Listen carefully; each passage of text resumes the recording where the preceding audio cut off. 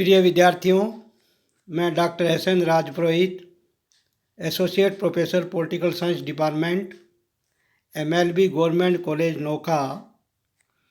आज हम BA part first के लिए first question paper foundation of political theory, राजनीति विज्ञान के मूल आधार प्रश्न पत्र में, जैसा कि पूर्व में राजनीति विज्ञान विषय का अर्थ, परिभाषा, विषय क्षेत्र और प्रकृति के बारे में चर्चा की थी। दूसरे लेसन में हम व्यवहारवाद के बारे में चर्चा कर रहे थे और व्यवहारवाद का क्या तात्पर्य है, व्यवहारवाद की उत्पत्ति के क्या कारण थे और व्यवहारवाद की मूल मान्यताएं या लक्षण क्या है। उसी क्रम में आज हम व्यवहारवाद की मूल मान्यताओं के बाद उसकी विशेषताओं के बारे में आपके समक्ष चर्चा करेंगे। जैसा कि मैंने ये बतलाया था कि व्यवहारवाद राजनीति विज्ञान में एक बौद्धिक क्रांति है और जिसका अर्थ होता है कि राज्य और सरकार के स्थान पर मानव के राजनीतिक व्यवहारों के अध्ययन पर जोर देने के कारण इसे व्यवहारवाद कहा जाता है। व्यवहारवाद की मूल मान्यताओं में किर्कपैट्रिक ने ये कहा कि व्यवहारवाद मानव के राजनीतिक व्यवहारों के अध्ययन पर जोर देता है। व्यवहारवाद मूल्यों के स्थान पर तथ्यों के अध्ययन पर जोर देता है। व्यवहारवाद राजनीति विज्ञान में नई अध्ययन पद्धतियों के प्रयोग पर बल देते हैं तथा अन्य समाज विज्ञानों से अंतर संबंध स्थापित करने पर जोर देते हैं।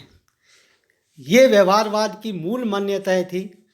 उसी क्रम में व्यवहारवाद की आधारभूत मान्यताओं, लक्षणों पर राजनीति विज्ञान में व्यवहारवाद के जनक डेविड ईस्टन ने समग्रता के साथ कुछ विशेषताओं को प्रस्तुत किया।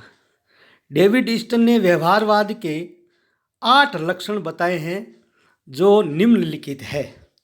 सर्वप्रथम नियमन, रेगुलराइजेशन। नियमन का सरल अर्थ यह है कि राजनीति के अध्ययन हेतु सामान्य सिद्धांतों का निर्माण संभव है। व्यवहारवादी ये मानकर चलते हैं कि मानव व्यवहार में नियमितता पाई जाती है, रेगुलेटरीज पाई जाती है और प्राय मनुष्य एक जैसा ही व्यवहार बार बार करता है एवं मानव सदैव ही एक जैसा व्यवहार करता है। और राजनीति में मानव व्यवहार में इस प्रकार सामान्य तत्व पाए जाते हैं जिनके आधार पर सिद्धांतों का निर्माण संभव है। सामान्य सिद्धांतों का निर्माण कर राजनीति विज्ञान में हम भविष्यवाणी भी कर सकते हैं। व्यवहारवादी में डेविड ईस्टन दूसरी जो विशेषता बताता है वो है सत्यापन, वेरिफिकेशन। समस्या से संबंधित सामग्री को पुनः जांचने की प्रक्रिया को सत्यापन कहा जाता है, वेरिफिकेशन कहा जाता है। व्यवहारवादी दृष्टिकोण की दूसरी विशेषता जो भी संकलित तथ्य है और उस संकलित तथ्यों के या सामग्री का, मटेरियल का हमें बार बार सत्यापन करना चाहिए, वेरिफिकेशन करना चाहिए कि ये सही है अथवा नहीं है। तीसरी जो विशेषता है तकनीक प्रयोग। मैंने पूर्व लेसन में भी ये बतलाया था कि परंपरागत राजनीति विज्ञान विषय में प्रमुख विद्वानों के द्वारा पुरानी अध्ययन पद्धतियों के प्रयोग पर बल दिया जाता था, जिसमें ऐतिहासिक अध्ययन पद्धति, वर्णनात्मक अध्ययन पद्धति या हाइपोथेटिक, काल्पनिक अध्ययन पद्धतियों का प्रयोग किया जाता था, जिसके कारण राजनीति विज्ञान में तथ्य निश्चित नहीं थे और भविष्यवाणी करने की क्षमता नहीं थी। यहाँ डेविड ईस्टन तकनीक प्रयोग का मतलब है कि राजनीति विज्ञान को विज्ञान बनाने के लिए, सिद्धांतों में वैज्ञानिकता लाने के लिए नई अध्ययन पद्धतियों के प्रयोग पर बल देते हैं। यहाँ तकनीक का अर्थ है राजनीति विज्ञान में अध्ययन के ऐसे साधनों से हैं जो तथ्य के चयन, संकलन के विश्लेषण में सहायक हो। परंपरागत दृष्टिकोण में अध्ययन हेतु अपनाई जाने वाली पद्धतियाँ विषय को वैज्ञानिक बनाने में सहायक नहीं थी और व्यवहारवाद राजनीति को वैज्ञानिक स्वरूप देने के लिए नई तकनीक पर बल देता है। साथ ही अध्ययनकर्ता को तटस्थ भाव से अध्ययन करना चाहिए, इस बात पर जोर देता है। चौथी विशेषता है प्रमाणीकरण, क्वांटिफिकेशंस। प्रमाणीकरण का अर्थ है इकट्ठे किए गए तथ्यों का आंकड़ों का शुद्धिकरण करना। अध्ययनकर्ता संकलित तथ्यों एवं आंकड़ों का इस प्रक्रिया में शुद्धिकरण करता है। कभी कभी हम तथ्य या आंकड़े संकलित करते समय अनुपयोगी आंकड़े भी संकलित कर लेते हैं, उनको बाहर करना, छंटनी करना और फिर उसका राजनीति विज्ञान में विषय में सिद्धांत निर्माण में प्रयोग करने की प्रक्रिया को प्रमाणीकरण कहा जाता है, क्वांटिफिकेशन कहा जाता है। उसके बाद पांचवी विशेषता है मूल्य निर्धारण, वैल्यू डिटरमिनेशन। व्यवहारवादी मूल्य निरपेक्ष अध्ययन पर जोर देते हैं। मैंने आपको बताया कि परंपरागत राजनीति विज्ञान की जो प्रमुख विशेषता है उसमें ये है कि वो राजनीति विज्ञान में मूल्य सापेक्ष अध्ययन पर जोर देते हैं और अध्ययनकर्ता अपनी भावनाओं, अपनी आदतों, अपनी मूल्यों को अध्ययन में शामिल कर देता है। जबकि डेविड ईस्टन के अनुसार अध्ययनकर्ता को शोध या अनुसंधान के समय निजी मान्यताओं, व्यवहारों से अलग रहना चाहिए ताकि अध्ययन तथ्य सापेक्ष हो और इस प्रकार वैज्ञानिक अध्ययन में जो यथार्थ निष्कर्ष प्राप्त हो उन्हें ही स्वीकार किया जाना चाहिए। उसके बाद छठी विशेषता है क्रमबद्धता। व्यवहारवादी राजनीति विज्ञान में क्रमबद्धता का अर्थ यह होता है कि पहले शोध या अनुसंधान का अर्थ का कार्य करना चाहिए और इस अनुसंधान से प्राप्त निष्कर्षों के आधार पर सिद्धांत निर्माण करना चाहिए। और अंत में जो सातवीं विशेषता है वो है शुद्ध विज्ञान, प्योर साइंस। व्यवहारवादी राजनीति विज्ञान विषय को एक शुद्ध विज्ञान बनाना चाहते हैं। व्यवहारवाद का आग्रह है कि राजनीति विज्ञान के अध्ययन को प्राकृतिक विज्ञानों की श्रेणी में लाना चाहिए, जिसमें निश्चित सिद्धांतों और भविष्यवाणी करने की क्षमता हो और तथ्य निश्चित हो और जो तथ्य जो संकलित किए हैं वो प्रयोग द्वारा सिद्ध हो। डेविड ईस्टन ये सिद्ध करना चाहते हैं कि राजनीति विज्ञान में परंपरागत शैली वर्तमान युग की सामाजिक एवं राजनीतिक समस्याओं के हल में सहायक नहीं है। अतः हमें यथार्थ के स्थान अध्ययन में व्यर्थ की मेहनत, चालू लोगों का दर्शन या अत्यधिक खर्चीला बताकर इसकी खिल्ली भी उड़ाते हैं। अतः हमें यथार्थ के अध्ययन के आधार पर विषय को वैज्ञानिक बनाना चाहिए। और फिर है समग्रता या एकीकरण, इंटीग्रेशन। व्यवहारवादी मानव को एक अखंड इकाई मानते हैं, जो समग्र इकाई मानते हैं और मानव का अध्ययन वो ये कहते हैं कि खंडों में नहीं किया जाना चाहिए। मानव के विभिन्न व्यवहारों में मौलिक एकता पाई जाती है, इसलिए इन व्यवहारों से संबंधित अध्ययन करने वाले सभी विषयों में एकता पाई जाती है। संक्षेप में व्यवहारवाद राजनीति विज्ञान को अन्य जो समाज विज्ञान है, जैसे इतिहास है, भूगोल है, मनोविज्ञान है, समाजशास्त्र है, इन विषयों के संपर्क में लाना चाहता है। और जब राजनीति विज्ञान विषय का संबंध अन्य समाज विज्ञानों से जोड़ दिया जाता है और अध्ययन किया जाता है तो उसे हम इंटरडिसिप्लिनरी अप्रोच, अंतर अनुशासनात्मक दृष्टिकोण भी कहते हैं।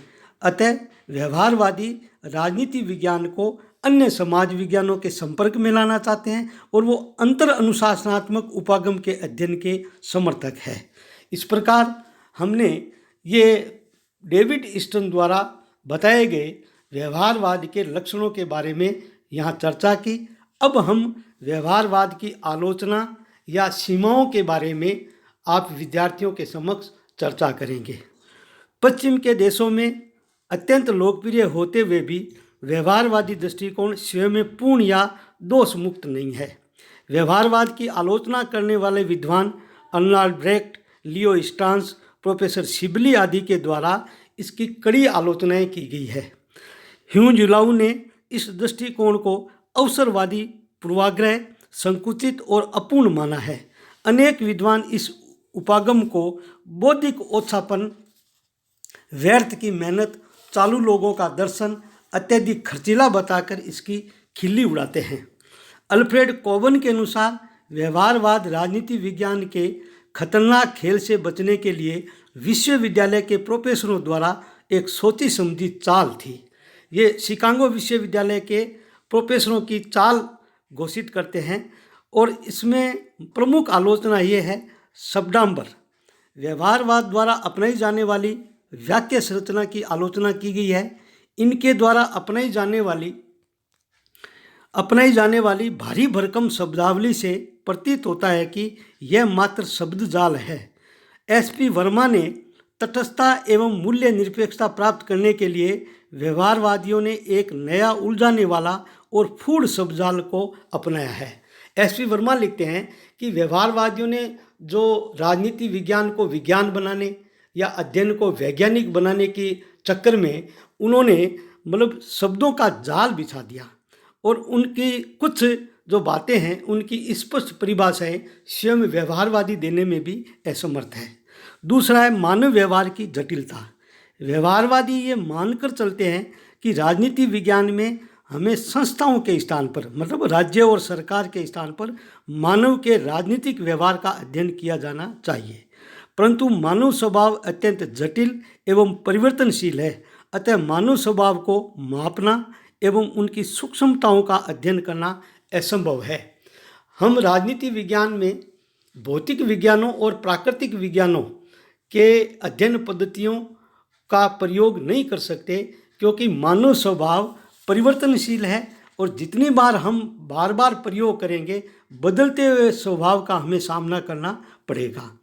इसीलिए मानव व्यवहार को नियंत्रित एवं मापना वैसा ही है जैसे कि चूहों को कुत्तों एवं गिलहरियों के स्वभाव को बदलना होता है। लेविस के अनुसार राजनीति विज्ञान में वह कुछ नहीं किया जा सकता जो एक प्रयोगकर्ता रसायन शास्त्र में करता है। मानव व्यवहार के अध्ययन की जटिलता को लेकर प्रसिद्ध वैज्ञानिक आइंस्टीन ने भी कहा था कि राजनीति शास्त्र का अध्ययन भौतिक विज्ञान से भी कठिन है। तीसरी जो महत्वपूर्ण आलोचना है वो है राजनीति विज्ञान एवं प्राकृतिक विज्ञान में भेद। व्यवहारवादी पदार्थ विज्ञानों तथा राजनीति विज्ञान में आधारभूत समानताएं मानते हैं, इसलिए प्राकृतिक विज्ञानों की पद्धतियों को राजनीति विज्ञान में अपनाने पर दबाव डालते हैं। लेकिन राजनीति विज्ञान सजीव मानव का अध्ययन करता है जो जटिल और परिवर्तनशील है। प्रोफेसर शिबली ने लिखा है कि व्यवहारवादी राजनीति विज्ञान को प्राकृतिक विज्ञान के समक्ष बनाने का प्रयत्न करते हैं जो असंभव है। अत्यधिक खर्चीली पद्धति। व्यवहारवादी अध्ययन की शुद्धता एवं पूर्णता के नाम पर बार बार सर्वेक्षण, आंकड़ों का संग्रह और उनका विश्लेषण करने पर जोर देते हैं। भारत जैसे गरीब देशों के लिए इस प्रकार का धन जुटा पाना ही असंभव है और इन्होंने द्वितीय विश्व युद्ध के बाद विश्वविद्यालयों में करोड़ों अरबों डॉलर रुपए राजनीति को विज्ञान बनाने में खर्च कर दिए। इसलिए आलोचक ये कहते हैं कि ये खर्चीली पद्धति है। पद्धतियों पर अधिक बल एवं सामाजिक समस्याओं की उपेक्षा। व्यवहारवादी तथ्यों और आंकड़ों को एकत्रित करने में इतने उलझे रहते हैं कि वे मानवीय जीवन के सामने आने वाली समस्याओं के निदान से उपेक्षा करने लगे। केवल पद्धतियों पर ही महत्व देना व्यवहारवाद की सबसे बड़ी आलोचना है। जब 1945 में एक तरफ द्वितीय विश्व युद्ध समाप्त हुआ और ये व्यवहारवादी शिकागो विश्वविद्यालय के वातानुकूलित प्रांगण में बैठे बैठे शोध और अनुसंधान पर या आंकड़े एकत्रित करने पर या नई पद्धतियों की खोज में समय व्यतीत कर रहे थे, दूसरी तरफ द्वितीय विश्व युद्ध के बाद अणु बम का भय, मानव जाति के सामने जनसंख्या विस्फोट, एशिया, अफ्रीका और लैटिन अमेरिकी देशों की समस्याएं इत्यादि जो समस्याएं थी, इनके निदान पर कोई जोर नहीं दिया। और इस प्रकार आलोचना ये की जाती है कि व्यवहारवादी पद्धतियों पर अधिक जोर देते हैं, राजनीति को विज्ञान बनाने के लिए तत्पर रहते हैं, लेकिन विश्व के सामने जो आने वाले संकट है, मानव जाति के सामने जो सामाजिक समस्याएं पैदा होती है, उनके निदान पर इन्होंने किसी प्रकार का ध्यान नहीं दिया। सूक्ष्म अध्ययन के निष्कर्षों को विशाल स्तर पर लागू करने की समस्या। व्यवहारवादी सूक्ष्म अध्ययन करके उसके निष्कर्षों को वृहत्तर स्तर पर लागू करना कितना तर्कपूर्ण है, यह वैसा ही है जैसे एक गांव का अध्ययन और निष्कर्ष संपूर्ण मूल भारत पर लागू करना होता है। तो एक गांव की जो समस्या होती है, उनके जो निष्कर्ष होते हैं अध्ययन के आधार पर, उनको पूरे जिले के ऊपर लागू करना संभव नहीं है। मूल्य निरपेक्ष अध्ययन संभव नहीं। व्यवहारवादी राजनीति विज्ञान में मूल्य निरपेक्षता पर जोर देते हैं, जबकि शोधकर्ता के व्यक्तिगत धारणाएं, विश्वास और मान्यताएं किसी न किसी रूप में प्रभावित शोध को अवश्य करती है। जब कोई शोधकर्ता अपने कार्य को प्रारंभ करता है तो विषय चयन में स्वयं के खर्चे एवं हित को अवश्य ध्यान में रखता है। इस प्रकार हम ये कह सकते हैं कि व्यवहारवाद की जो प्रमुख आलोचनाएं हैं, उनमें से सबसे बड़ी आलोचना यही है कि राजनीति विज्ञान विषय को प्राकृतिक विज्ञानों की श्रेणी का विषय घोषित नहीं किया जा सकता, क्योंकि प्राकृतिक विज्ञानों के तथ्य जो होते हैं वो निर्जीव होते हैं, जबकि राजनीति विज्ञान मानव सजीव प्राणी है, उसका अध्ययन करता है और मानव स्वभाव परिवर्तनशील है। उसमें स्वभाव में, गुण में और चेतना में बार बार परिवर्तन होता रहता है। इस प्रकार प्राकृतिक विज्ञानों की श्रेणी का विज्ञान राजनीति विज्ञान कभी संभव नहीं है। अब हम व्यवहारवाद की राजनीति विज्ञान में क्या उपयोगिता रही। यद्यपि व्यवहारवाद की विभिन्न आधारों पर आलोचनाएं की गई है, तथापि कुछ ऐसे पक्ष भी है जिनके कारण राजनीति विज्ञान के अध्ययन में इसकी उपयोगिता एवं महत्व को स्वीकार किया जाता है। यह कहना उचित होगा कि व्यवहारवाद ने राजनीति विज्ञान विषय में नई भाषा शैली, नई अवधारणाएं तथा नई पद्धतियां प्रदान की। एस.वी. वर्मा ने मॉडर्न पॉलिटिकल थ्योरी में लिखा है कि व्यवहारवादियों ने राजनीति विज्ञान में अनुसंधान के लिए नए क्षेत्रों को खोला है तथा नए आयाम तथा तकनीकों का विकास भी किया है। संक्षेप में हम व्यवहारवाद की क्या उपयोगिता है राजनीति विज्ञान में, प्रथम बिंदु ये है कि व्यवहारवाद ने राजनीति विज्ञान के अध्ययन को मूल्य निरपेक्ष, यथार्थवादी तथा वस्तुनिष्ठ बनाने में महत्वपूर्ण योगदान दिया है। दूसरा, इसके स्थान पर राजनीति विज्ञान जो विषय है वो आज परंपरागत दृष्टिकोण के दर्शन से निकलकर विज्ञान की ओर जा रहा है। ये व्यवहारवादियों का योगदान है। इसके अलावा व्यवहारवादियों ने पद्धति के विकास में भी योगदान दिया है। व्यवहारवादियों ने अन्य समाज विज्ञानों से पद्धतियां लेकर उनका राजनीति विज्ञान में प्रयोग किया, जिससे राजनीति विज्ञान की अध्ययन पद्धतियों का विकास हुआ। इस प्रकार हम ये कह सकते हैं कि व्यवहारवादियों के राजनीति विज्ञान को विज्ञान बनाने में महत्वपूर्ण योगदान रहा। धन्यवाद। जय हिंद।